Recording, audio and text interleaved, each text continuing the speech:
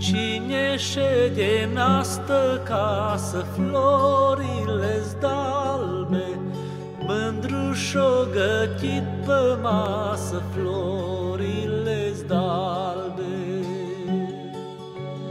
Pe la pat, pană de brad, florile-s d'albe, pe la masă cu mătasă, florile-s d'albe.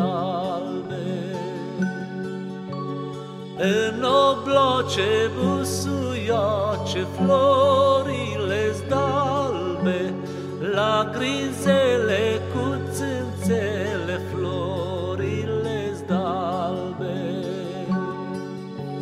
Și-n cornul cuptiorului, florile-s d'albe, struțul pețătorului, florile-s d'albe. În mijlocul casei mari, florile-s d'albe, masă pentru gospodari, florile-s